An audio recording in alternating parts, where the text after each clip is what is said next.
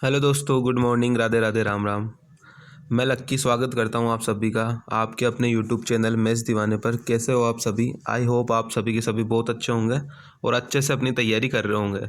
जैसा कि अभी आपको पता है कि ग्रुप डी के पेपर हुए हैं, तो अगर ग्रुप डी के पेपर अगर आप देखोगे तो इस मिक्स क्वेश्चन के सेशन से बाहर कुछ नहीं होगा। ठीक है गाइस, मैं कह रहा हूँ ना कि इस मिक्स क्वेश्चन के बाहर चाहे आप कोई सा भी एग्ज़ाम दे रहे हो, इससे बाहर कोई भी क्वेश्चन नहीं जाएगा। अगर आपने मेरी क्लासेस डेली ली है और आपने अगर ग्रुप डी का भी पेपर दिया है तो आपको पता लग जाएगा कि कितने क्वेश्चन इस वाले सेशन से अपने को मिले हैं। ठीक है गाइस, तो ये वाला सेशन लेना बहुत ही ज़रूरी है। मॉर्निंग के अंदर मिक्स क्वेश्चन का क्लास होता है। आप कोई सा भी पेपर दे रहे हो तो इस मिक्स क्वेश्चन के सेशन से बाहर कुछ नहीं आएगा। ठीक है गाइस, और अगर आपकी बेसिक अगर कमज़ोर है तो इवनिंग के अंदर अपना चैप्टर वाइज क्लास चलता है। ठीक है, तो इस चैप्टर वाइज क्लासेस के अंदर एक एक कॉन्सेप्ट बताया जा रहा है हर एक टॉपिक का। इसके अंदर मैंने रेशियो ख़त्म कर दिया है और एसआई की जो आज है वो 4th क्लास है गाइस। ठीक है, तो इससे बाहर कुछ नहीं आएगा। ये मॉर्निंग वाला सेशन लेना बहुत कंपलसरी है। अगर ये मॉर्निंग वाला सेशन आप लेते हो तो इससे बाहर कुछ नहीं आएगा। चाहे आप कोई सा भी एग्ज़ाम दे लो, एसएससी का दे लो, रेलवे का दे लो, या किसी भी पुलिस का दे लो, लेखपाल का दे लो, पटवारी का दे लो, कोई सा भी एग्ज़ाम दे लो, इस मिक्स क्वेश्चन के सेशन के बाहर कुछ नहीं आएगा। ठीक है गाइस, तो अगर आप नए हो तो इस चैनल को ज़्यादा से ज़्यादा सब्सक्राइब कर दीजिए और ज़्यादा से ज़्यादा अपने दोस्तों के साथ शेयर कर दीजिए और बेल आइकन दबाना ना भूलें। ठीक है, जिससे अगर मैं कोई भी वीडियो डालता हूँ तो आपको तुरंत नोटिफिकेशन मिल जाएगा। ठीक है, तो स्टार्ट करते हैं आज का अपना सेशन। चलते पहले क्वेश्चन पे। आज का पहला क्वेश्चन, आज के सारे क्वेश्चन बहुत बढ़िया है गाइस। ठीक है, बने रहना मेरे साथ, समझते रहना क्वेश्चनों को और देखना कि कैसे कैसे जो क्वेश्चन है उनकी क्या ट्रिक होती है, कैसे सॉर्ट होते हैं क्वेश्चन और कैसे क्या सब कुछ चलता है। ठीक है गाइस, चल करते हैं आज का पहला क्वेश्चन स्टार्ट। बोला है अपने को कि किसी राशि का 8 वर्षों का साधारण ब्याज जो है वो 2880 है और 3 वर्ष बाद धन को दोगुना कर दिया जाता है, तो 10 वर्षों का साधारण ब्याज कितना होगा। अब गाइज मैंने एसआई जो है वो स्टार्ट कर रखा है। अगर आपने मेरी एसआई की क्लासेस देखी है तो मैंने उसके अंदर बताया है कि जो सिंपल इंटरेस्ट होता है, सिंपल इंटरेस्ट लिख देता हूँ मैं यहाँ पे कि सिंपल इंटरेस्ट जो होता है वो हर साल सेम होता है। ठीक है, सिंपल इंटरेस्ट क्या होता है? सिंपल इंटरेस्ट हर साल सेम होता है। जो ब्याज मिलेगा वो इसमें हर साल सेम मिलेगा। ठीक है, हर साल सेम ब्याज अपने को मिलता है। ठीक है गाइस, इतनी चीज़ समझ में आ गई। अब क्वेश्चन में क्या बोला है कि 8 वर्षों का साधारण ब्याज 2880 रुपये है। अगर 8 वर्षों का साधारण ब्याज 2880 रुपये है तो 1 वर्ष का साधारण ब्याज मेरे पास कितना हो जाएगा? ये हो जाएगा गाइस 8 3 24 8 6 48 यानी 360। मेरे को 1 साल का साधारण ब्याज कितना मिल रहा है गाइस? 360 मिल रहा है। मेरे को क्या बोला है कि मेरे को 10 साल का साधारण ब्याज निकालना है और 3 वर्ष तक तो जो ये है वो सेम रहता है, 360 के हिसाब से ब्याज मिलेगा। उसके बाद में क्या कर दिया जाता है? धन को 2 गुना कर दिया जाता है। अब यहाँ से मैं 3 वर्ष तक तो मेरा सेम रहेगा, तो 360 गुणा में 3 यानी 3 साल तक तो मेरे को सेम ब्याज मिलेगा। उसके बाद में मेरे धन को 2 गुना कर दिया जाएगा अगले 7 सालों के लिए, क्योंकि 3 साल तो पूरे हो गए 10 में से, तो अगले 7 सालों के लिए मेरे धन को 2 गुना कर दिया जाएगा। मेरा धन कितना है? 1 साल का 360 है, तो 2 गुना करूंगा तो कितना हो जाएगा? 720 हो जाएगा। और ये 720 जो है वो मेरा 7 साल तक दिया जाएगा। तो ये जो अमाउंट होगा ये मेरा 10 साल का साधारण ब्याज होगा। तो यहाँ से मेरे को कितना मिल जाएगा? यहाँ से मेरे को मिल जाएगा 36 या 108 यानी 1080। तो ये उसके बाद में 720 के हिसाब से 7 साल का अगर मैं निकालता हूँ तो 5040। ठीक है गाइस, तो यानी मेरे को टोटल जो है वो 10 सालों को साधारण ब्याज कितना मिलेगा? 6120 रुपये मिलेगा और यही मेरा करेक्ट आंसर हो जाएगा गाइस। ठीक है, मैंने अगर आप क्लासेज मेरी देखते हो तो उसके अंदर मैंने अच्छे से आपको बताया है। क्या बताया है? कि जो साधारण ब्याज होता है सिंपल इंटरेस्ट वो हर साल सेम होता है। अगर हर साल सेम होगा, मेरे को बोला है कि 2880 रुपये मेरे को 8 साल का साधारण ब्याज है, तो 1 साल का कितना आ जाएगा? 360 रुपये आ जाएगा। अब मेरे को निकालना है 10 साल का और 3 साल तक तो है वो मेरे को 360 रुपये के हिसाब से मिल रहा है और अगले 7 सालों के लिए जो है वो मेरे धन को 2 गुना कर दिया जाता है, यानी 360 का 720 कर दिया जाता है। तो बोला है कि टोटल 10 वर्षों में साधारण ब्याज कितना हो जाएगा। तो 360 के हिसाब से मैं 3 साल तक दूंगा तो 1080 रुपये मेरे को ये मिलेगा, और धन को 2 गुना कर दूंगा तो 360 था तो 720 हो जाएगा, और 720 अगर 7 साल तक देता हूं तो 5040 ये मिलेगा, और 1080 शुरू वाला मिलेगा, तो टोटल मेरे को कितना ब्याज मिलेगा, 6120 रुपये मिलेगा। ठीक है गाइस, ये क्लासेज लेना बहुत इंपॉर्टेंट है, इससे बाहर कुछ नहीं आएगा, चाहे आप कोई सा भी एग्जाम दे के देख लेना। ठीक है, और इससे बाहर अगर कुछ नहीं आएगा तो कुछ नहीं आएगा। ठीक है, चलते हैं नेक्स्ट क्वेश्चन पे। आई होप ये वाला क्वेश्चन समझ में आ गया होगा अच्छे से। नेक्स्ट क्वेश्चन पे चलते हैं। नेक्स्ट क्वेश्चन क्या बोल रहा है अपने को, आज के सारे क्वेश्चन इंपॉर्टेंट है और प्री और मेंस दोनों के हैं। ठीक है गाइस, मिक्स क्वेश्चन है, प्री और मेंस दोनों के। क्या बोल रहा है क्वेश्चन में, एक व्यक्ति ने 25,000 रुपये की कीमत का एक एसी 10% चक्रवृद्धि ब्याज की दर पर खरीदा। पहले वर्ष के अंत पर उसने 10,000 रुपये एवं दूसरे वर्ष के अंत में भी उसने 10,000 रुपये चुकाए। पूरा ऋण चुकाने के लिए उसे तीसरे वर्ष के अंत में कितने रुपए का भुगतान करना पड़ेगा। और गाइस, अगर आपने मेरी क्लासेस देखी हो तो ये वाला सवाल मैंने इसी टाइप का सवाल मैंने इसका कॉन्सेप्ट मैंने पहले भी बता रखा है क्लास के अंदर, अलग से क्लासेज मैंने डाल रखी है एक एक कॉन्सेप्ट की। ठीक है गाइस, तो इसका कॉन्सेप्ट क्या है आप देख लेना। यहाँ से बोला है कि रेट मेरे को दिए 10%, रेट मेरे को क्या दिए गाइस, 10% दिए। 10% का मतलब क्या हो जाएगा, 1/10 हो जाएगा। 10% मतलब 1/10 यानी 10 to 11। ठीक है गाइस, अब मेरे पास कितने रुपए शुरू में मेरे पास 25,000 रुपये। तो 25,000 रुपये अगर मैं सारा पैसा अगर 10% के हिसाब से दूंगा तो मेरे को कितना यहाँ से ब्याज मिल रहा है, मेरे को टोटल पैसा मेरा कितना हो जाएगा, 27,500। ठीक है, 27,500 रुपये देने थे। अब 27,500 रुपये में से 10,000 रुपये वो दे चुका। अगर 27,500 में से 10,000 रुपये वो दे चुका तो अब कितने पैसे बचे, अब बचे मेरे पास 17,500 रुपये। अब 17,500 रुपये पे 10% के हिसाब से और लेगा तो 17,500 गुणा में 11/10, तो यहाँ से कितना आ जाएगा, यहाँ से आ जाएगा 19,250। अब 19,250 में से 10,000 दोबारा दे चुका, यहाँ पे बोला है ना एक बार 10,000 और दूसरी बार भी 10,000, तो यहाँ से 10,000 माइनस कर दिए। अब दोबारा भी वो दूसरे साल के अंत में भी 10,000 रुपये दे चुका। ठीक है, तो ये 19,250 में से भी मेरे पास 10,000 रुपये आ चुके, तो अब मेरे पास कितने बचे, 9,250। अब 9,250 रुपये पे 10% के हिसाब से अगर मैं दूंगा तो मेरे पास जो रुपए बचेंगे वही मेरे को चुकाने पड़ेंगे। तो यहाँ से मेरा कितना आ जाएगा, यहाँ से मेरा आ जाएगा 10,175, यानी तीसरे साल के अंत में मुझे 10,175 रुपये चुकाने पड़ेंगे। तो मेरा करेक्ट आंसर क्या हो जाएगा, 10,175। इस टाइप का सवाल, इसका कॉन्सेप्ट मैंने पहले भी समझा रखा है। भाई अपने पास टोटल पैसे कितने, 25,000 रुपये, तो 25,000 रुपये का ब्याज निकाल लो पहले, तो टोटल कितना हो जाएगा, 27,500।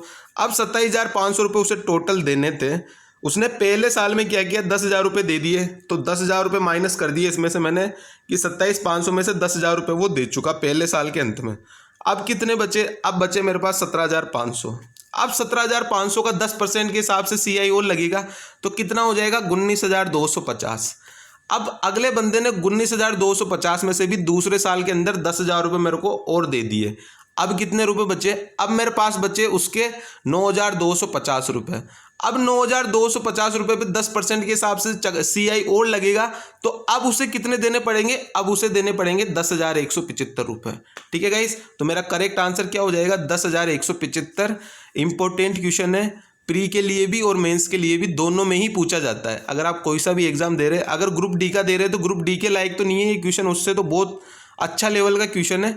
बाकी इसी मिक्स क्वेश्चन के प्रैक्टिस सेशन के अंदर से ही जो भी एग्जाम आप दे रहे हो उसके क्वेश्चन बनेंगे। ठीक है गाइस, क्योंकि इसके अंदर हर एक कॉन्सेप्ट, हर एक चैप्टर, चाहे वो एडवांस हो, चाहे ज्योमेट्री हो, चाहे अर्थमेटिक हो, नंबर सिस्टम हो, हर तरह के जो क्वेश्चन है वो यहाँ पे कराए जा रहे हैं आपको, तो इससे बाहर कुछ नहीं आएगा। ठीक है, चलते हैं नेक्स्ट क्वेश्चन पे। आई होप ये वाला क्वेश्चन समझ में आ गया होगा। अच्छा क्वेश्चन है, प्री का और मेंस दोनों लेवल का है। ठीक है गाइस, मेंस में भी पूछा जाता है, प्री में भी पूछा जाता है। चलते हैं नेक्स्ट क्वेश्चन पे। नेक्स्ट क्वेश्चन में अपने को क्या बोला है, इसका कॉन्सेप्ट मैंने आपको पहले भी कई दफ़ा बता रखा है, एक बार मैं और बता देता हूँ। इस क्या बोला है अपने को, एक बर्तन में मिश्रण है जिसमें 25% पानी है और शेष अम्ल है। यदि बर्तन में 40 लीटर पानी और मिला दिया जाता है। अब यहाँ पे क्या मिला रहा है, 40 लीटर पानी मिला रहा है। अगर वो पानी मिला रहा है तो जो पानी की क्वांटिटी है वो चेंज होगी, बाकी जो दूसरी अपने पास क्वांटिटी है, इसके अंदर पानी और अम्ल है, तो अम्ल जो है वो सेम रहेगा। ठीक है, पानी मिला रहा है तो पानी चेंजेज होगा, अम्ल चेंज नहीं होगा, तो इसमें अम्ल को सेम कर दो। अब पहले वाले में 25% पानी है तो 75% अम्ल होगा।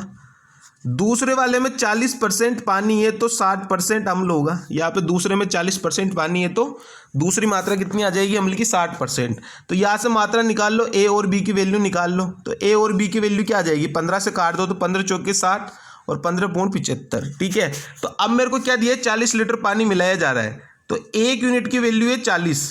तो मेरे पास इनिशियल जो था वो कितना था, टोटल चार यूनिट था। तो 4 यूनिट की वैल्यू कितनी आ जाएगी, 160। यानी मेरे पास शुरू में जो टोटल मिश्रण था वो 160 था। अब मेरे को क्वेश्चन में क्या बोला है कि इस 160 में से अम्ल की मात्रा कितनी थी। अब इस 160 में से 25% तो पानी था, ये बोला है मेरे को कि 25% तो पानी था।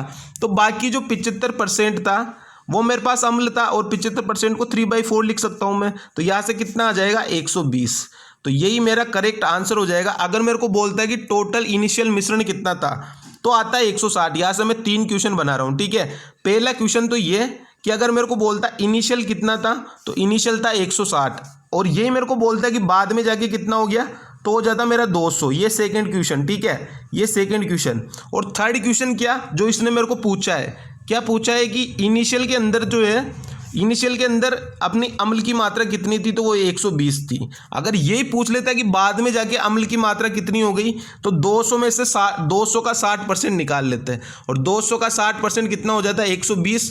यानी अम्ल तो सेम रहेगा दोनों जगह, पानी ही चेंजेज हो रहा है बस। ठीक है गाइस, तो ये 4 क्वेश्चन मैंने बता दिया आपको, एक क्वेश्चन में से 4 क्वेश्चन बता दिए। तो कंफ्यूज नहीं होना है, जो भी पूछेगा अपन आराम से बता देंगे। अपने पास हर चीज़ आ चुकी है यहाँ से। ठीक है, तो इसका कॉन्सेप्ट गाइस क्या है कि जो चीज़ मिलाई जा रही है वही चेंजेज होगी, और जो चीज़ नहीं मिलाई जा रही उसको सेम करना है। अब यहाँ पे पानी मिलाया जा रहा है तो अम्ल सेम रहेगा, तो मैंने अम्ल को यहाँ पे दोनों जगह सेम कर दिया भाई। पहले वाले में 75%, दूसरे वाले में 60%। तो यहाँ से मेरा इनिशियल आ गया, फाइनल आ गया। अब इनिशियल के अंदर भी अम्ल की मात्रा पूछ ले, पानी की मात्रा पूछ ले, दोनों बता देंगे। लास्ट वाले से में भी, फाइनल वाले में भी अम्ल की मात्रा पूछ ले, पानी की मात्रा पूछ ले, सब बता देंगे। ठीक है गाइस, आई होप ये वाला क्वेश्चन भी अच्छे से क्लियर होगा। इंपॉर्टेंट क्वेश्चन है, हर लेवल में पूछा जाता है। एसएससी, बैंक, रेलवे, पुलिस, जितने भी एग्जाम है वो सब में पूछा जाता है। ठीक है गाइस, चलते हैं नेक्स्ट क्वेश्चन पे।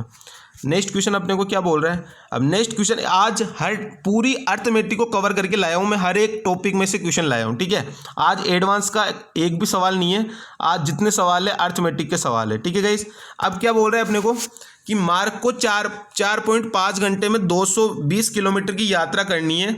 उसने 60 किलोमीटर पर आवर की गति से ट्रेन में और 40 किलोमीटर पर आवर की गति से बस से, या फिर इन दोनों के संयोजन से यात्रा पूरी करी। तो उसने बस द्वारा कितने समय तक यात्रा करी। ठीक है, अब इसका कॉन्सेप्ट क्या है, इसके अंदर लगाते गए एलिगेशन, और इंपॉर्टेंट सवाल लगा लेना। और इस टाइप के क्वेश्चन को कैसे करते हैं, एलिगेशन से। एलिगेशन कैसे लगाएगा इसके अंदर, वो चीज़ आप देख लेना। ठीक है, क्या बोला है मेरे को बोला है कि मैं 2 तरीके से यात्रा करता हूँ, ट्रेन से और ये बस से। ठीक है, ट्रेन से करता हूँ मैं 60 किलोमीटर के हिसाब से, और बस से करता हूँ मैं 40 किलोमीटर के हिसाब से। और टोटल यात्रा जो मैं करता हूँ 220 किलोमीटर की, वो मैं करता हूँ 4.5 घंटे में यहाँ से। तो ये बीच में आ जाएगा। ठीक है, यहाँ लगेगा अपना एलिगेशन। लेकिन मैं क्या करूँगा, इस 4.5 को मैं ऊपर ले जाता हूँ, इधर दोनों से गुणा कर देता हूँ। ठीक है, तो ये वाली स्टेप है पूरी। अब मैं इसको शॉर्ट कर रहा हूँ, तो यहाँ से देख लेना, उड़ा रहा हूँ मैं यहाँ से इसको। ठीक है, अब यहाँ से मैं क्या क्या लिखूँगा वो चीज़ को ध्यान से देख लेना आप। ठीक है, ये 220 को यही रहने दिया मैंने, और इधर मैंने गुणा कर दी 4.5 की। ठीक है, ये 4.5 की गुणा मैंने इधर कर दी दोनों तरफ, ताकि ये मेरी जो है वो कैलकुलेशन आसानी से हो जाए, पॉइंट में नहीं जाए। तो अगर मैं इधर गुणा करूँगा तो कितना हो जाएगा 270, 180, और ये 220 मेरा बीच में आ ही रहा था। यहाँ से लग गया मेरा एलिगेशन, और यहाँ से मैं एलिगेशन लगा रहा हूँ तो यहाँ पे कितना आ रहा है 40, यहाँ पे कितना आ रहा है 50। ठीक है, तो ये 4 और 5 का रेशियो बन गया। यानी टाइम मेरे हिसाब से कितना आ गया 9 की वैल्यू मेरे को कितने दी है क्वेश्चन में, 4.5 घंटे।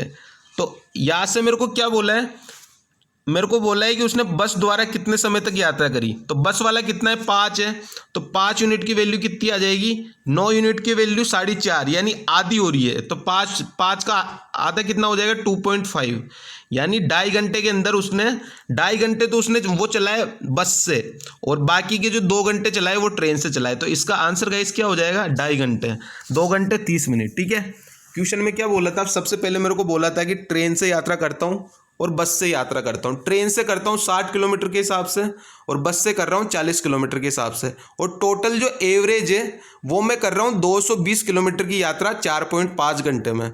तो मैंने क्या किया, 4.5 को मैं ऊपर ले गया ताकि कैलकुलेशन अपनी आसान हो जाए। तो ऊपर दोनों से गुणा कर दिया तो 270 और 180 आ गया, और बीच में 220 या लग गया मेरा एलिगेशन लगा तो मेरा 4 और 5 आ गया। यानी टाइम टोटल 9 यूनिट की वैल्यू मेरे पास 4.5 घंटे दिए। मेरे को बोला है बस से कितनी देर यात्रा करी, तो बस की वैल्यू क्या है 5 यूनिट, तो 5 यूनिट की वैल्यू कितनी आ जाएगी, 2.5 घंटे आ जाएगी। ठीक है, टोटल था 4.5 घंटे, 9 यूनिट की वैल्यू, तो 5 यूनिट की वैल्यू 2.5 घंटे आ गई। ठीक है गाइस, इंपॉर्टेंट सवाल है और ऐसे सवाल पूछे ही जाते हैं। ठीक है, चलते हैं नेक्स्ट क्वेश्चन पे। आई होप ये वाला क्वेश्चन समझ में आ गया होगा। एलिगेशन लगाना था, 4.5 था, मैं उसको मैं ऊपर ले गया ताकि कैलकुलेशन आसान हो जाए। आप चाहो तो 220 के अंदर भाग भी दे सकते हो, उससे कोई फर्क नहीं पड़ेगा, आंसर वही आएगा। ठीक है गाइस, चलते हैं नेक्स्ट क्वेश्चन पे। आई होप समझ में आ गया होगा अच्छे से। नहीं आता है तो आप कमेंट करके मेरे को बता सकते हो, लेकिन मैं इतना अच्छे से एक्सप्लेन कर रहा हूँ कि आपको जरूरत ही नहीं पड़ेगी दोबारा पूछने की। चलते हैं नेक्स्ट क्वेश्चन पर। नेक्स्ट क्वेश्चन में अपने को क्या बोल रहा है, अब नेक्स्ट क्वेश्चन का कॉन्सेप्ट भी आप समझते जाना। मैंने हर तरीके के ऐसे क्वेश्चन बताए हुए हैं, आपको पहले भी बताए हुए हैं। क्या बोला है मेरे को कि 23, 39, 32, 56 में से प्रत्येक में से x को घटाया जाता है, तो इस क्रम में प्राप्त संख्या जो है वो समानुपात में होती है। तो x + 4 और 3x + 1 के बीच जो है वो मेन प्रोपोर्शनल अपने को निकालना है। अब मैंने रेशियो का चैप्टर पढ़ाया था, उसके अंदर ये पूरा कॉन्सेप्ट मैंने सिखाया था। दोबारा बता रहा हूँ ये, क्योंकि ये वाला क्वेश्चन ये देख लो आप, CGL टायर फर्स्ट में आया हुआ है, तो ये हर बार ऐसे क्वेश्चन आते ही है। ठीक है, तो यहाँ से मैं निकाल लेता हूँ, कलर चेंज कर लेता हूँ। ये दिया हुआ है मेरे को 23, 39। ठीक है, कॉन्सेप्ट देखना कैसे कैसे क्वेश्चन बनाते हैं। उसके बाद में 32 और 56, तो मैंने बोला था दो दो नंबर को सेपरेट ले लो अलग अलग। तो यहाँ का गैप निकाल लो दोनों का। यहाँ का गैप कितना आ रहा है, 16 का गैप आ रहा है। इधर कितने का गैप आ रहा है, 24 का गैप आ रहा है।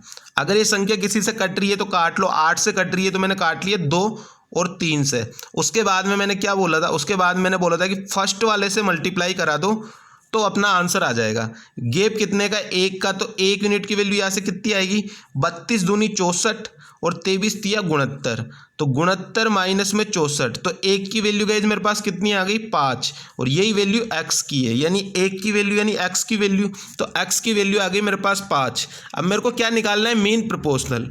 मीन प्रोपोर्शनल निकालने के लिए फॉर्मूला क्या होता है, रूट के अंदर दोनों संख्याओं का गुणा, यानी a और b का गुणा।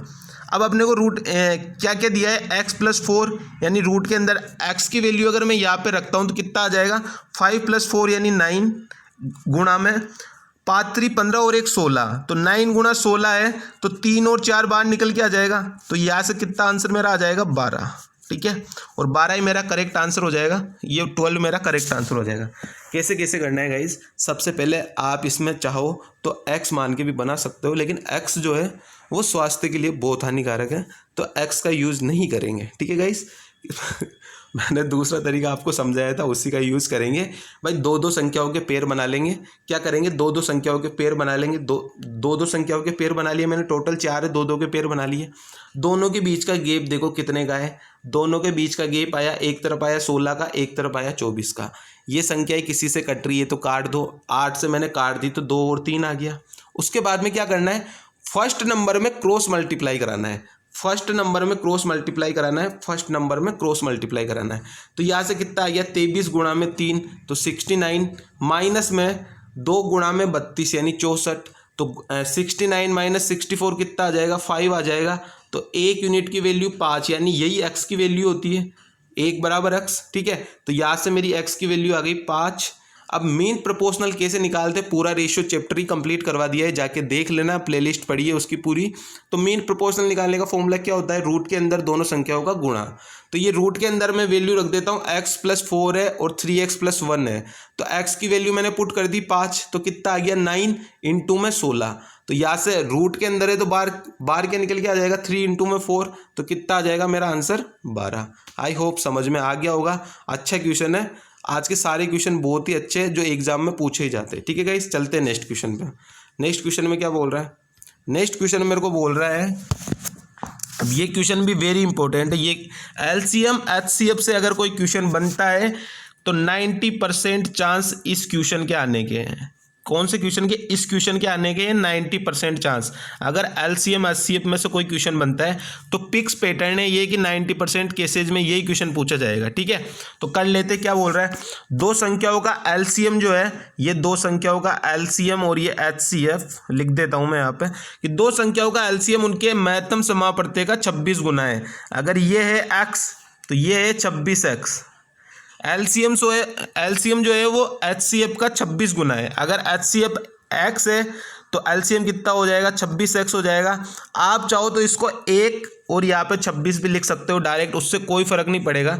ये मैं अभी आपको आगे बता रहा हूँ। महत्तम समापवर्ती और लघुत्तम समापवर्ती का योग 729 है, यानी अगर आप इन दोनों को जोड़ोगे तो 27x, या फिर इन दोनों को जोड़ोगे तो 27। तो 27 की वैल्यू डायरेक्ट निकालो, 729 है। तो 1 की वैल्यू मेरे पास कितनी आ जाएगी, 1 की वैल्यू यहाँ से 27 का स्क्वायर होता है 729, तो 1 की वैल्यू 27 आ गई। बस इस वैल्यू को इधर पुट कर दो लाके, तो यहाँ से क्या हो जाएगा। और क्या बोला है कि यदि एक संख्या 81 है तो दूसरी संख्या क्या होगी। इसके लिए आपको एक चीज़ मैंने आपको पहले बताई थी भाई, एलसीएम गुणा में एचसीएफ बराबर में फर्स्ट नंबर गुणा में सेकंड नंबर। इतनी चीज़ आपको पता है, मैंने पहले भी आपको याद करवाई थी ये चीज़।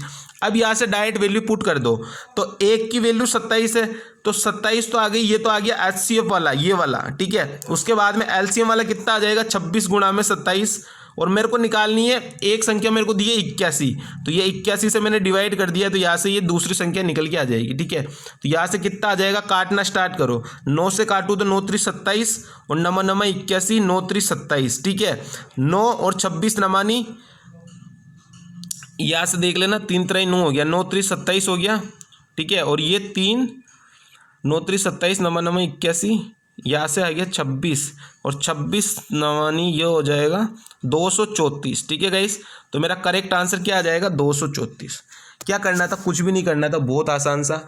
और ये क्वेश्चन आपको आना ही चाहिए क्योंकि 90% केसेज में यही क्वेश्चन है एलसीएम और एचसीएफ का जो आपका एग्जाम में पूछा जाएगा। वेरी इंपॉर्टेंट सवाल है। ठीक है गाइस, जो एग्जाम में पूछा ही जाएगा। 90% केसेज है कि यही वाला सवाल पूछा जाएगा, इससे बाहर कुछ नहीं आएगा। ठीक है, 90%। 10% केस में 1-2 सवाल और बनेंगे जो मैं आपको बता दूंगा, बाकी 90% फिक्स है ये वाला पैटर्न। ठीक है, अब मेरे को क्या बोला है कि एलसीएम जो है वो एचसीएफ का 26 गुना है।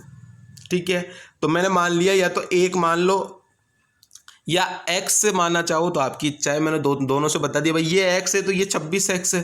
ठीक है, इन दोनों का जो टोटल है, सम है, वो 27 आ गया। और 27 की वैल्यू मेरे को क्वेश्चन में दे रहा है कि दोनों का योग जो है वो 7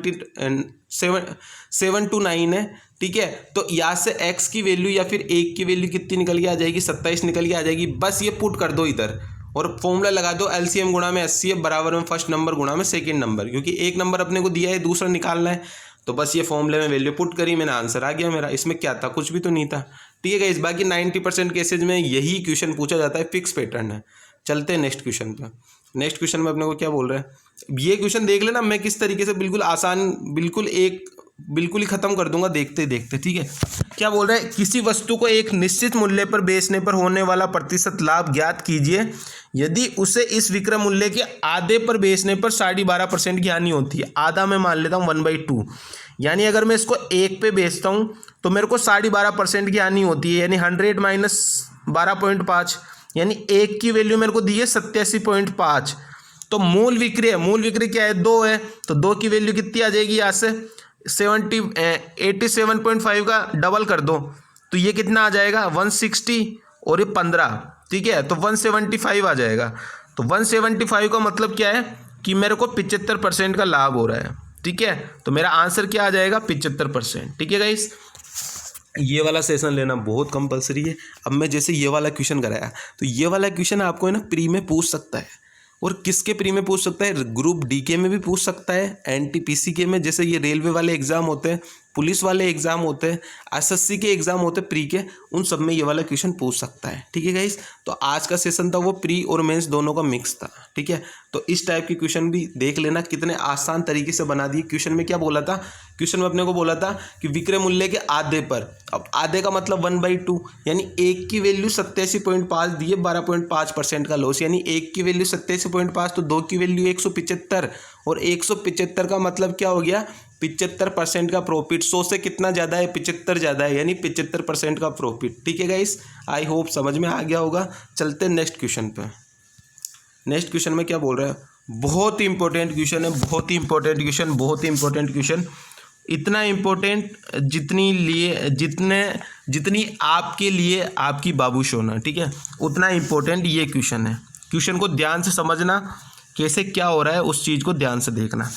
मेरे को बोल रहा है एक दुकानदार ने कुछ पेन 60 रुपये में 20 की दर से तथा उतने ही पेन 40 रुपये में 30 की दर से खरीदे। इसके बाद उसे पता चला कि उसने सिर्फ 60% पेन ही खरीदा है। शेष पेन को वह 75 रुपये में 25% की दर से खरीदता है, जो 40% पेन बचे थे। यदि वह सारे पेनों को 35 रुपये में 12 की दर से बेच दिया, उसने क्या किया कि उसने सारे के सारे पेन जो है वो 35 रुपये में 12 की दर से बेच दिए, तो उसे लाभ या कितना हानि हुआ वो अपने को बताना है। ठीक है, अब इस टाइप का एक क्वेश्चन मैंने आपको पहले भी समझाया था, दोबारा अगेन ये वाला क्वेश्चन इतना इंपॉर्टेंट है, इतना इंपॉर्टेंट है कि अगर प्रॉफिट लॉस से कोई क्वेश्चन बन रहा है अभी प्रेजेंट में, जितने भी 21 और 22 के मेंस या फिर प्री हुए, तो इसी टाइप का क्वेश्चन प्रॉफिट लॉस में से पूछा जा रहा है। ठीक है, तो ये वाला क्वेश्चन देख लेते हैं, बहुत ही ध्यान से देखते चलना क्या क्या क्वेश्चन बोला है। मेरे को बोला है कि 60 रुपये में 20, ये 60 रुपये में 20 की दर से वो खरीद रहा है शुरू में, और 40 रुपये में 30 की दर से खरीद रहा है। ठीक है, इतनी चीज़ समझ लेना। और इन दोनों से बराबर क्वांटिटी खरीद रहा है, तो इन दोनों को मैं बराबर कर दूं। इन दोनों को मैं बराबर कैसे कर सकता हूं, दोनों को 60-60 बना दूं। तो यहाँ से मैंने 3 से गुणा कर दिया, यहाँ से मैंने 2 से गुणा कर दिया, तो ये 60-60 बन गए। दोनों की क्वांटिटी इक्वल हो गई कि दोनों जगह से अपन ने सेम सामान खरीदा। क्यों, क्या बोला है, 60 रुपये में 20 की दर से खरीदे और उतने ही पेन 40 रुपये में 30 की दर से खरीदे, यानी दोनों बराबर हो गए। दोनों को मैंने 60-60 बना दिया, यानी टोटल 120 हो गया। अब मेरे को क्या बोला है, बाद में उसे पता चला कि सिर्फ उसने 60% पेन ही खरीदा है। अब जो ये 120 पेन है ना, वो 60% पेन है, तो बचे हुए 40% पेन कितने होंगे, वो होंगे, अगर 60% की वैल्यू है 120, ठीक है, तो 40% की वैल्यू यहाँ से मेरे पास कितनी आ जाएगी, मेरे पास आ जाएगी 40% की वैल्यू 80। ठीक है, यानी मेरे को 80 पेन और ख़रीदने हैं। ठीक है, अब इसको मैं हटा रहा हूँ दोबारा, 80 पेन मेरे को और ख़रीदने हैं। फिर बाद में मेरे को क्वेश्चन में क्या बोला है कि 75 रुपये में 25 की दर से और ख़रीदता है, तो यहाँ से अब और चल लो, इसके पास और चल लो। क्या बोल रहा है मेरे को कि 75 रुपये में 25 की दर से और ख़रीद रहा है ये। अब यहाँ पे मैंने खरीद लिया 120 सामान, तो यहाँ पे मेरे को कितना खरीदना है, 80 सामान खरीदना है। और 80 बनाने के लिए मेरे को 25 से किसकी गुणा करनी पड़ेगी, 3.2 की गुणा करनी पड़ेगी, क्योंकि 25 गुणा में 3.2 कितना होता है, 80 होता है। तो ये मैंने टोटल सामान खरीद लिया। इतनी चीज़ समझ में आ गई कि ये मैंने टोटल सामान खरीद लिया, टोटल 200 सामान। अब मेरे को 200 सामान ही बेचना पड़ेगा। और क्वेश्चन में क्या बोल रहा है, ये तो था टोटल सीपी। अब एसपी कितना है, 35 रुपये में 12 की दर से बेच रहा है। अगर 35 रुपये में 12 की दर से बेच रहा है, तो मेरे को सामान भी तो टोटल 200 बेचना पड़ेगा। तो यहाँ से मैं 200/12 की गुणा कर दूँ, तो यहाँ से ये 12 से 12 कट के टोटल 200 सामान में बेच दूंगा। इतनी चीज़ समझ में आ गई। अब निकाल लो सीपी। यहाँ पे इतनी चीज़ मैंने समझा दी भाई, 200 सामान खरीदा और 200 इसने बेच दिया। तो 200 सामान बेचने के लिए यहाँ पे किससे गुणा करना पड़ेगा, 200/12 से, तभी तो जाके ये 12 से 12 कटेगा। इतनी चीज़ समझ में आ गई। तो यहाँ से मेरा पहले वाले का सीपी कितना आ गया, 3 गुणा में 60 यानी 180। यहाँ से दूसरे वाले का सीपी कितना आ गया, 2 गुणा में 40 यानी 80। और यहाँ से 3.2 गुणा में 75, तो यहाँ से कितना आ जाएगा, 240। ये तो आ गया मेरा सीपी। मेरा सीपी कितना आ गया टोटल, मेरा सीपी आ गया टोटल 500 रुपये। ये हो गया मेरे पास सीपी। ठीक है, ये आ गया सीपी।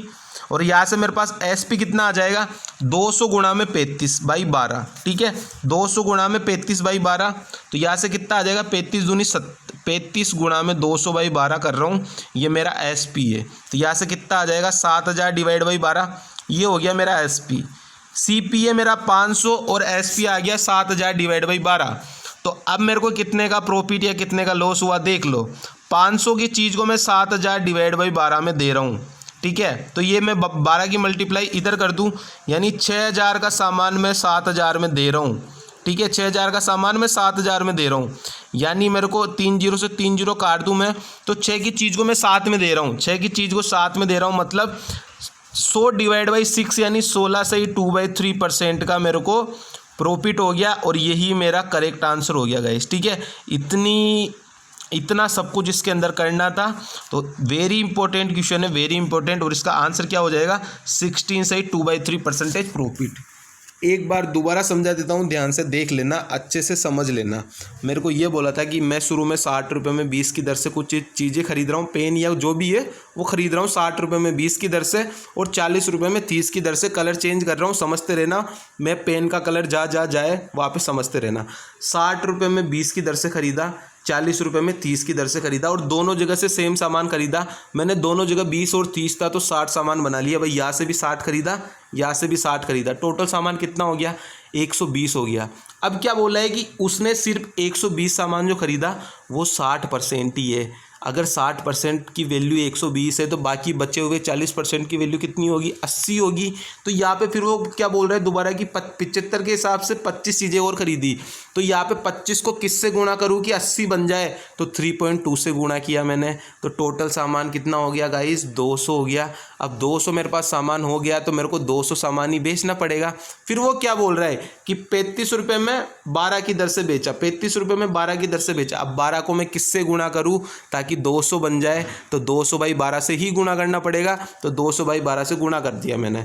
तो यहाँ से ये सब कुछ मेरा सामान आ गया। अब मैं निकाल लेता हूँ पैसे। तो पहले वाले के पैसे कितने आ जाएंगे, 60 गुणा में 3 तो 180 आ गया। दूसरे वाले के 40 गुणा में 2 तो 80 आ गया। तीसरे वाले के 75 गुणा में 3.2 तो 240 हो गया। टोटल सीपी कितना हो गया गाइस, टोटल पैसे कितने हो गए, 500 रुपये हो गए। यानी 500 रुपये का सामान खरीदा। अब सामान बेचा कितने में जा रहा है, 35 गुणा में 200/12 यानी 7000/12।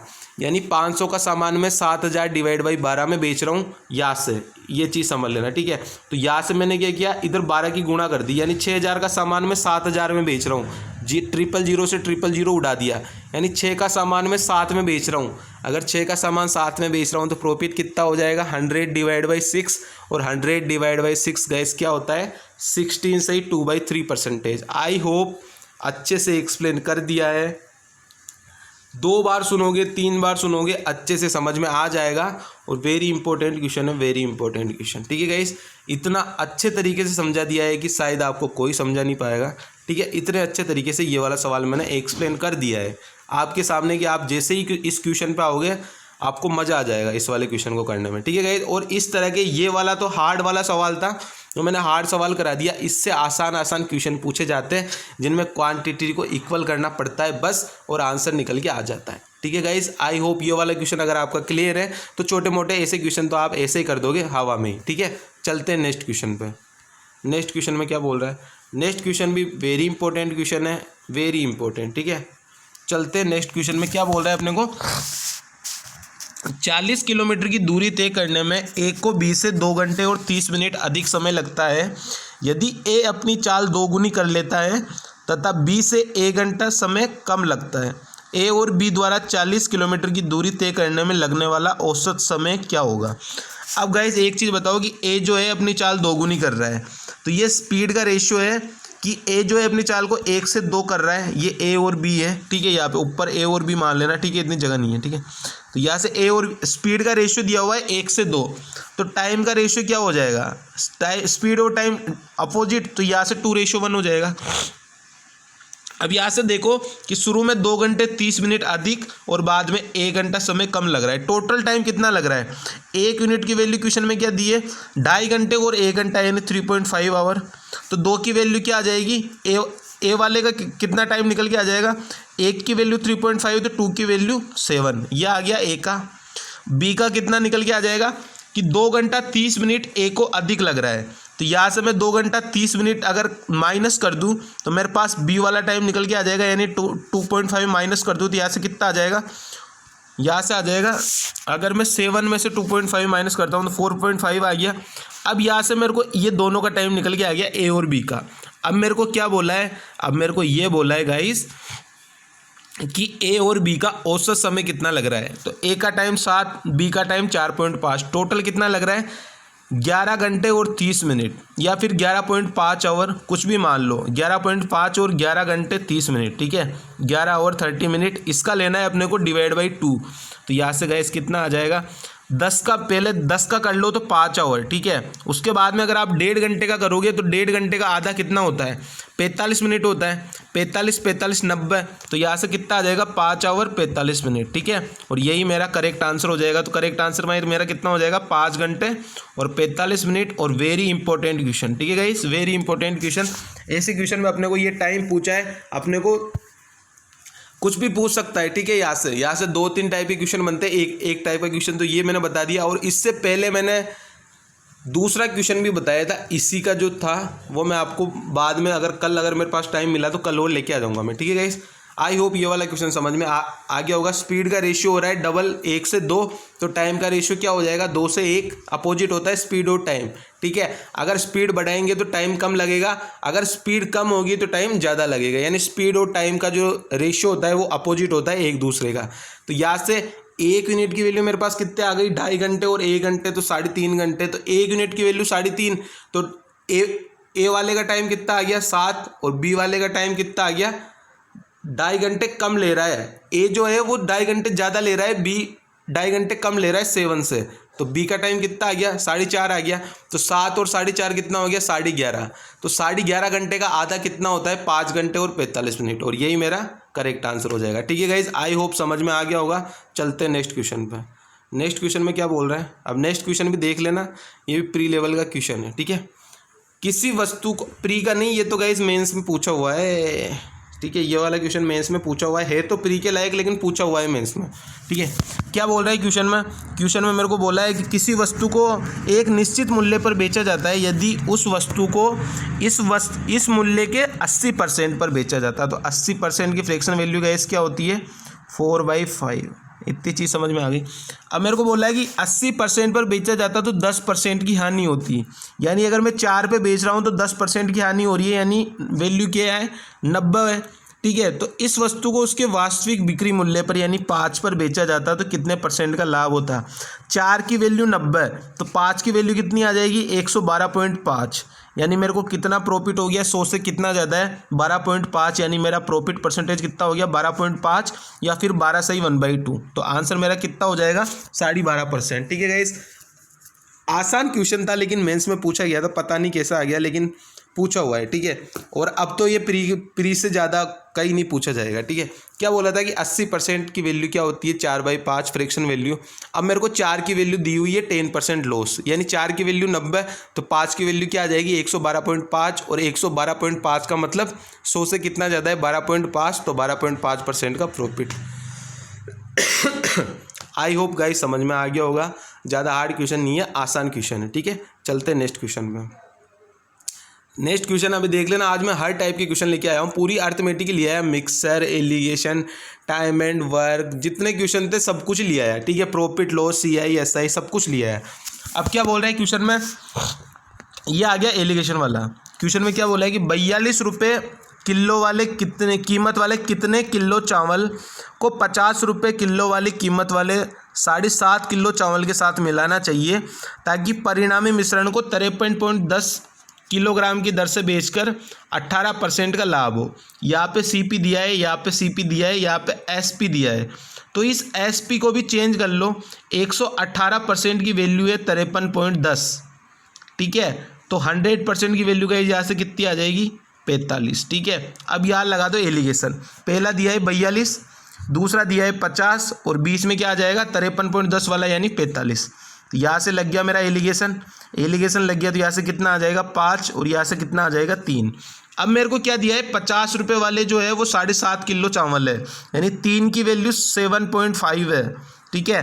तो मेरे को बोला है 42 रुपये वाले कितने होंगे, तो 3 की वैल्यू 7.5 यानी 2.5 गुना।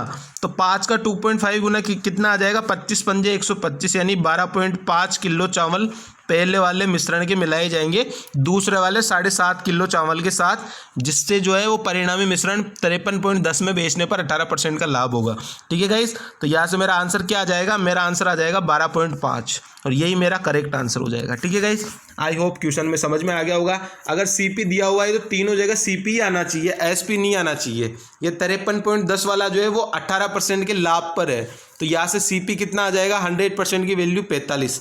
ये 45 आ गई बीच में, ये 42 50 दिया हुआ है मेरे को, 45 आ गई बीच में, तो ये 5 और 3 आ गया। यहाँ से 3 की वैल्यू दी है 7.5, तो 5 की वैल्यू क्या आ जाएगी 12.5। यानी पहला वाला मिश्रण का ये बोला ना कितने किलो चावल, तो 12.5 किलो चावल। ठीक है गाइस, और एलिगेशन में एक चीज़ याद रखना कि आप एलिगेशन लगा रहे हो या सही नहीं लगा रहे हो, वो चीज़ का पता आपको कैसे पड़ेगा। जो ये बीच वाली वैल्यू होती है ना, ये बीच वाली वैल्यू 1 से तो होती है बड़ी और 1 से होती है छोटी। ठीक है, अब ये 50 से तो छोटी है लेकिन 42 से बड़ी है। इस चीज़ का ध्यान रखना, एलिगेशन में जो बीच वाली वैल्यू होती है वो 1 से बड़ी और 1 से छोटी होती है। अगर दोनों से बड़ी या दोनों से छोटी है तो समझ लेना आपका जो सॉल्यूशन आप कर रहे हो वो गलत है। ठीक है गाइस, चलते हैं नेक्स्ट क्वेश्चन पे। नेक्स्ट क्वेश्चन में क्या बोल रहा है, बहुत अच्छा सवाल है और इस तरीके के सवाल को मैं अलग ही अप्रोच से बताऊंगा। आप पता नहीं कैसी अप्रोच से करते हो, लेकिन मैं बताऊंगा एक यूनिक अप्रोच, और उसी को आपको यूज़ में लेना है आगे अगर आप सवाल कर रहे हो तो। ठीक है, क्या बोला है, मेरे को दिया हुआ है कि ए बी जो है, ए बी किसी काम को 15 दिन में पूरा कर लेते हैं। वे एक साथ कार्य प्रारंभ करते हैं परंतु 5 दिनों के बाद एक कार्य छोड़कर चला जाता है। अब गाइस आप एक चीज़ बताओ कि दोनों ने मिलकर 5 दिन तक तो कार्य किया ना, 5 दिन बाद ए छोड़कर गया है, मतलब दोनों ने 5 दिन तक तो कार्य किया ही है। यानी ए बी का कितने दिन का काम बच गया, 10 दिन का काम बच गया। अब इसके बाद में क्या हो रहा है, यदि शेष कार्य को पूरा करने में बी 15 दिन लगा रहा है, ए बी का 10 काम करने में बी को 15 दिन लग रहा है, तो यहाँ से अगर मैं एलसीएम ले लूँ तो इफिशिएंसी कितनी आ जाएगी, ए बी की 3 और बी की 2, तो ए की कितनी बची रहेगी 3 - 2 यानी 1। ठीक है, इतनी चीज़ समझ में आ गई भाई, ए की इफिशिएंसी है 1 और बी की इफिशिएंसी है 2, इतनी चीज़ समझ में आ गई। अब आगे क्या बोला है कि ए अकेला पूरा काम कितने टाइम में कर लेगा, यहाँ से निकालो टोटल वर्क, और टोटल वर्क क्या होता है, टोटल डेज कितने लग रहे थे 15, तो 15 और टोटल इफिशिएंसी यानी दोनों के मिला के 3, तो मेरा टोटल वर्क कितना आ गया 45। इसमें टोटल वर्क निकालना बहुत इंपॉर्टेंट है, और वो कैसे निकाल रहे, टोटल वर्क कैसे निकालते हैं वो इंपॉर्टेंट है। ठीक है, सबसे पहले इफिशिएंसी निकालो भाई, ए बी का 10 दिन का काम बचा, उसको बी ने 15 दिन में किया, तो यहाँ से मेरी इफिशिएंसी आ गई 3 और 2, दोनों की मिला के 3 और बी की 2, यानी ए की कितनी बच गई, 1 बच गई, तो ये ए की 1। उसके बाद में टोटल वर्क कैसे निकालेंगे, टोटल डेज मेरे को दिए हुए तो 15 दिन, और टोटल इफिशिएंसी कितनी है 3, तो 15 गुणा में 3 कितना आ गया 45 आ गया।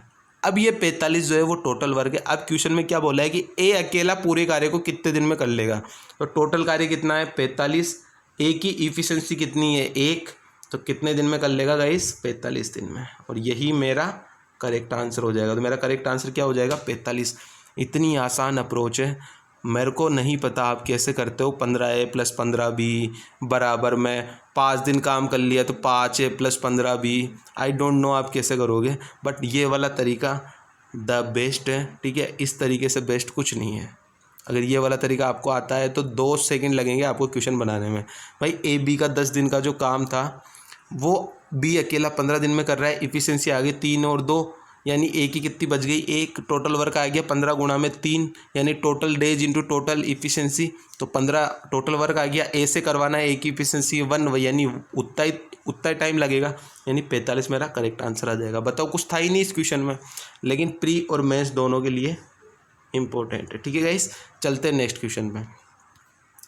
नेक्स्ट क्वेश्चन में भी बहुत अच्छा सवाल है, बहुत प्यारा सवाल है, तो समझ लेना इसको कैसे करता है। ठीक है, ए का जो वार्षिक वेतन का 25% बी के वार्षिक वेतन के 80% के बराबर है, तो ये मैं कर देता हूँ बराबर भाई, ये 25A बराबर में 80B, यानी ए का 25% वेतन बी के 80% के बराबर है। तो यहाँ से ए और बी का रेशो मेरा कितना आ गया, यहाँ से मेरा ए और बी का रेशो आ गया, 5 से काटोगे तो 16 × 5 = 80 और 5 × 25, ए और बी का रेशो क्या आ गया 16 और 5 आ गया। अब आगे क्या बोल रहा है, बी का मासिक वेतन सी के मासिक वेतन का 40% है। अगर यहाँ से बी का मासिक वेतन 5 है और 5 की वैल्यू 40% है, तो यहाँ से सी की 100% की वैल्यू कितनी आ जाएगी 12.5। कैसे आ जाएगी ध्यान से देख लेना, मैं दोबारा मिटा दूंगा उसको, ठीक है। क्या बोला है 40% की वैल्यू 5 है, यानी 2 की वैल्यू 5 है, तो 5 की वैल्यू कितनी आ जाएगी 2.5, यानी 25 पंजे 125, यानी 12.5। तो सी की वैल्यू कितनी आ जाएगी 12.5। इसको मैं मिटा रहा हूँ दोबारा, ठीक है। इतनी चीज़ मैंने समझाने के लिए लिखी थी बस ये, ठीक है। तो यहाँ से आपको पता लग गया कि सी की वैल्यू क्या हो जाएगी 12.5 हो जाएगी, ठीक है। अब क्वेश्चन में क्या बोल रहा है, सी का वार्षिक वेतन 6 लाख है, ये 12.5 की वैल्यू क्या है 6 लाख है, क्या है 12.5 की वैल्यू है 6 लाख। तो मेरे को क्या बोला है ए का मासिक वेतन क्या होगा, ये वार्षिक है 6 लाख, 12.5 की वैल्यू 6 लाख, तो 16 की वैल्यू गाइस क्या आ जाएगी, ये आ जाएगी 7,68,000, यानी 7.68 लाख, ये कर देता हूँ मैं। और ये है पूरे टोटल साल की, तो महीने की कितनी आ जाएगी मेरे गाइस, यहाँ से आ जाएगी 7,68,000 डिवाइड बाई 12। तो यहाँ से एक मंथ की सैलरी कितनी आ जाएगी, मंथली है, तो यहाँ से मंथली सैलरी कितनी आ जाएगी गाइस 64,000, कितनी आ जाएगी 64,000। और यही मेरा करेक्ट आंसर हो जाएगा। क्वेश्चन में कोई दम नहीं था, आपको समझने का दम होना चाहिए था बस, ठीक है। क्या बोला था क्वेश्चन में कि ए का 25% बी के 80% के बराबर है, तो यहाँ से ए और बी की वैल्यू आ गई मेरे पास 16 और 5, इतनी चीज़ समझ में आ गई। फिर क्या बोला है कि जो बी का मासिक वेतन है सी के मासिक वेतन का 40% है, यानी बी का मासिक वेतन कितना है 5 है, तो ये 5 जो है वो 40% है। तो अगर 40% की वैल्यू 5 है तो 100% की वैल्यू कितनी आ जाएगी 12.5 आ जाएगी। तो 12.5 जो आ गया मेरे पास वो सी की आ गई सैलरी। अब क्या बोला है सी का वार्षिक वेतन 6 लाख है, यानी 12.5 की वैल्यू 6 लाख दी है, तो ए का बताना है मासिक, तो ए का वार्षिक कितना आ गया 7.68 लाख, यानी साल के 7,68,000 रुपये कमा रहा है, तो एक महीने के कितने कमाएगा गाइस 64,000 कमाएगा, नहीं कमाएगा। तो बस यही अपना करेक्ट आंसर हो जाएगा, ठीक है गाइस। आई होप ये वाला क्वेश्चन भी समझ में आ गया होगा, अच्छा क्वेश्चन था, ठीक है गाइस। चलते हैं नेक्स्ट क्वेश्चन पे। नेक्स्ट क्वेश्चन क्या बोल रहा है, अब इस टाइप के क्वेश्चन को भी मैंने पहले भी आपको हज़ारों दफ़ा करवाया हुआ है भाई। एलिगेशन भी लगा सकते हैं, जेएसएम भी लगा सकते हैं, कुछ भी लगा सकते हैं। क्या बोला है क्वेश्चन में कि a sum of 12,800 is invested partly at 15% और 12%, यानी कोई भी 12,800 रुपये उसको इन्वेस्ट कर रहा है बंदा 15% और 12% के हिसाब से 3 साल के लिए, और उसे 3 साल में 5,085 रुपये सिंपल इंटरेस्ट मिल रहा है। तो 15% के हिसाब से उसने कितना पैसा ख़त्म किया। अब ये मैं करूँगा जेएसएम से, किससे करेंगे गाइस जेएसएम से, और जेएसएम से शॉर्ट इसमें कुछ नहीं है, एलिगेशन का भी बाप है जेएसएम, ठीक है गाइस। अब क्या बोल रहा है क्वेश्चन में, अगर मैं 12% के हिसाब से करता हूँ 3 साल के लिए तो कितना मेरे को साधारण ब्याज मिलेगा 36, और अगर 15% के हिसाब से करता हूँ तो कितना मिलेगा गाइस 45। अब मैंने आपको पहले बताया था कि सबसे कम वाले पैसे में मानो कि मैं सारा का सारा पैसा इसी पे दे रहा हूँ। अब मैंने माना कि मैंने सारा का सारा पैसा जो है वो 12% के हिसाब से दिया और 3 साल के लिए दिया, तो 36 डिवाइड बाई 100, यानी मैंने सारा का सारा पैसा 36% के हिसाब से बांट दिया। तो अगर मैंने सारा का सारा पैसा 36% के हिसाब से बांट दिया तो मेरा कितना साधारण ब्याज मेरे को मिलेगा 4608। कितना मिलेगा ये 4608। लेकिन क्वेश्चन में कितना मिल रहा है 5,085 मिल रहा है, तो ये 5,085 रुपये इधर मिल रहा है और 4608 रुपये मेरे हिसाब से मिल रहा है। तो ये जो ज़्यादा मेरे को मिल रहा है वो कितना मिल रहा है 477 रुपये। अब ये 477 रुपये ज़्यादा कहाँ से मिल रहा है, क्योंकि मैंने तो सारा पैसा 36% के हिसाब से बांट दिया, जबकि बांटना मेरे को 45% के हिसाब से भी था, यानी कितने का गैप है 9% का, यानी 15% वाला पैसा दे रहा है उसके 9% की वैल्यू मेरे पास दी है 477। तो 100% की वैल्यू गैस क्या हो जाएगी, 100% की वैल्यू हो जाएगी 5300, ठीक है। और यही मेरा करेक्ट आंसर हो जाएगा। जो क्वेश्चन में बोला है कि 15% के हिसाब से कितना पैसा दिया, तो 15% के हिसाब से उसने 5300 रुपये दिए, ये तो हो गया मेरा करेक्ट आंसर 5300। अगर वो यही बोल लेता मेरे को कि उसने 12% के हिसाब से कितने दिए, तो टोटल पैसे कितने थे 12,800, उसमें से इसने 5300 रुपये तो दे दिए 15% के हिसाब से, तो बाकी जो पैसा बचा वो कितने परसेंट के हिसाब से देगा, 12% वाले में देगा, यानी कितना देगा 7500 रुपये, ठीक है गाइस। तो अगर 12% वाला पूछता तो मेरा करेक्ट आंसर क्या होता 7500, लेकिन इसने मेरे को बोला है 5300 वाला, तो इसने मेरे को बोला है 15% वाला, तो मेरा करेक्ट आंसर क्या हो जाएगा 5300, और 5300 ही मेरा करेक्ट आंसर हो जाएगा। आई होप ये वाला क्वेश्चन भी समझ में आ गया होगा।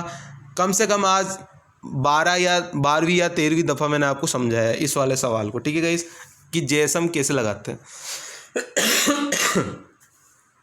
मैं 12% के हिसाब से 3 साल के लिए देता मेरे को 36% ऐसा ही मिलता, 15% के हिसाब से 3 साल के लिए देता तो 45% ऐसा ही मिलता। मैं ये मानता हूँ कि मैंने मेरे पास जितने पैसे थे वो सारे 36% के हिसाब से ख़त्म कर दिए। अगर सारे के सारे 36% के हिसाब से दिए मैंने पैसे, तो मेरे को साधारण ब्याज सिंपल इंटरेस्ट कितना मिल रहा है, 4608, जबकि क्वेश्चन में कितना दिया है, 5085। तो ये जो 477 रुपये ज़्यादा मिले वो कहाँ से मिले, ये इन दोनों के बीच का गैप ही तो था, क्योंकि 36% के हिसाब से ही मैंने पैसा दिया था, जबकि मेरे को 45% के हिसाब से भी पैसा देना था। तो ये 9% की वैल्यू दी है 477, तो 100% की वैल्यू गाइस क्या आ जाएगी, 5300। ठीक है, बड़े ध्यान से सुन लेना और कानों में डाल लेना बात को, तो आंसर क्या हो जाएगा, 5300। अगर यही मेरे को पूछ लेता कि 12% के हिसाब से कितने लगाए, तो टोटल 12,800 रुपये में से 5300 रुपये 15% के हिसाब से दे रहा हूँ, तो बाकी कितने बचे, 7500 बचे, तो 7500 मैं 12% के हिसाब से दूंगा। ठीक है गाइस, चलते हैं नेक्स्ट क्वेश्चन पे।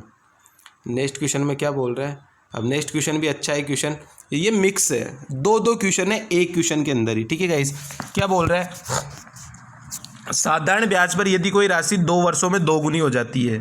कल ही समझाया है ऐसा सवाल मैंने, सिंपल इंटरेस्ट की क्लास ले रहा हूँ उसके अंदर। भाई राशि हो रही है 1 से 2 गुना, तो इंटरेस्ट कितना मिल रहा है, इंटरेस्ट मिल रहा है मेरे को 1, तो यहाँ से रेट कितनी आ जाएगी, इंटरेस्ट गुणा में 100 डिवाइड बाई प्रिंसिपल भी 1 गुणा में टाइम कितना ले रहा है, 2 साल, तो रेट मेरी कितनी आ गई, 50%। रेट गाइस कितनी आ गई, रेट आ गई मेरी 50%। ठीक है, ये रेट आ गई 50%। अब क्या बोला है, यदि चक्रवृद्धि ब्याज समान समय और समान दर के लिए वार्षिक रूप से संयोजित होता तो राशि स्वयं की कितनी गुना हो जाएगी। अब 50% रेट है, 2 साल के लिए अगर मैं दूंगा तो 50% की फ्रैक्शन वैल्यू क्या होती है, 1/2, यानी 2 से 3, और ये 2 से 3, यानी मेरी राशि कितनी हो जाती, 4 से 9 हो जाती। तो कितने गुना हो जाती गाइस, 9 जो है वो 4 का कितना गुना है, ये है गाइस 2.25 गुना। तो यही मेरा करेक्ट आंसर हो जाएगा। यही तो मेरे को पूछा था कि कोई सबसे पहले तो मेरे को ये दिया हुआ है कि कोई साधारण ब्याज पर कोई राशि 2 वर्षों में स्वयं का 2 गुना हो जाती है, तो यहाँ से मेरे को रेट निकालनी पड़ेगी कि रेट कितनी आ गई, 1 से 2 गुना हो रही है, यानी 1 इंटरेस्ट मिल रहा है। तो कल ही समझाया, अभी मैंने आपको, ज़्यादा दिन की बात नहीं है, कल ही समझाया भाई रेट कैसे निकालते हैं, इंटरेस्ट गुणा में 100 डिवाइड बाई प्रिंसिपल गुणा में टाइम। तो यहाँ से रेट कितनी आ गई, 50 आ गई। अब 50% रेट आ गई, तो 50% की फ्रैक्शन वैल्यू क्या होती है, 1/2, यानी 2 से 3 पहले साल और 2 से 3 ही सेकेंड साल। ठीक है, तो 4 से 9 हो गया टोटल पैसा। ठीक है, तो कितने गुना ज़्यादा हो गया, 2.25 गुना। यही मेरे को बोला था कि कितना गुना हो जाएगा, तो 2.25 गुना हो जाएगा। ठीक है गाइस, ये थे आज के क्वेश्चन, बेहतरीन क्वेश्चन थे, सारे के सारे अच्छे क्वेश्चन थे, अच्छे लेवल के क्वेश्चन थे, प्री के भी थे, मेंस के भी थे, दोनों लेवल के सवाल थे। ठीक है गाइस, तो आई होप ये सेशन आपको अच्छे समझ में आ गया होगा, और ये वाला क्वेश्चन बहुत ही इंपॉर्टेंट है, वेरी इंपॉर्टेंट। तो इस वाले सवाल को अच्छे से सीख लेना, इससे कमज़ोर सवाल ही पेपर में पूछेगा, इससे ऊपर का सवाल पेपर में नहीं पूछेगा, मेंस में भी। ठीक है गाइस, ये मेंस लेवल का सवाल था, मैंने अच्छे से करवा दिया आपको। ठीक है, तो बताना आज का सेशन आपको कैसा लगा, और ये आज मैं 15 क्वेश्चन लेके आया था, और सारे के सारे हर एक चैप्टर से क्वेश्चन उठा लाया मैं आज। ठीक है, पूरी अर्थमेटिक को ही 15 क्वेश्चन से मैंने पूरा कवर कर लिया है। ठीक है गाइस, तो ये आज का अपना सेशन था, बताना आपको कैसा लगा आज का सेशन। अगर आप नए हो तो चैनल को सब्सक्राइब कर लेना, और अपने दोस्तों को भी शेयर करके और इसमें सब्सक्राइब करवा देना। ठीक है गाइस, और बेल आइकन जरूर दबा देना, ताकि नई वीडियो आती है तो नोटिफिकेशन आपको मिल जाए। ये मिक्स क्वेश्चन की क्लास होती है, ये इंपॉर्टेंट है। अभी भी रेलवे ग्रुप डी के पेपर हुए हैं, इससे बाहर कुछ नहीं है। ठीक है गाइस, इससे बाहर कुछ नहीं आएगा, चाहे कोई सा ही एग्जाम दे लो आप। ठीक है, तो ये वाली मिक्स क्वेश्चन की क्लास बहुत इंपॉर्टेंट है। अगर आप चैप्टर वाइज पढ़ना चाहते हैं तो जुड़िए, इवनिंग में चैप्टर वाइज पढ़ा रहा हूँ। रेशियो एंड प्रोपोर्शनल पूरा खत्म कर दिया है, और ऐसा ही कि 3 क्लासेज खत्म करा दी है, आज उसकी 4th क्लास है आज शाम को। ठीक है, तो ये वाली लेनी भी बहुत इंपॉर्टेंट है। अगर आपको चैप्टर वाइज क्लास लेनी है तो इसके अंदर चैप्टर वाइज क्लासेस शाम को चलेगी, जिसके अंदर मैं हर एक चैप्टर करा रहा हूँ। ठीक है गाइस, तो आई होप ये सेशन आपको बहुत अच्छा लग रहा होगा, और क्वेश्चन भी बहुत अच्छे लग रहे होंगे। मेरा सीन ऐसा नहीं है कि मैं आसान क्वेश्चन लेके आ गया दूसरे यूट्यूबर की जैसे यूट्यूब पे जो टीचर कराते हैं बहुत आसान क्वेश्चन लेके आते हैं, और उनको करा के बच्चे भी खुश हो जाते हैं। उन क्वेश्चनों को देख के भाई आसान क्वेश्चन मिल गए, उनसे भी सोल्व हो गए तो बच्चे भी हो गए खुश। लेकिन वो सवाल एग्जाम में नहीं आएंगे, सवाल एग्जाम में ये आएंगे जो मैं करा रहा हूँ। ठीक है गाइस, तो बताना मेरे को सेशन आपको कैसा लगा, और दोस्तों को जोड़ते रहिए।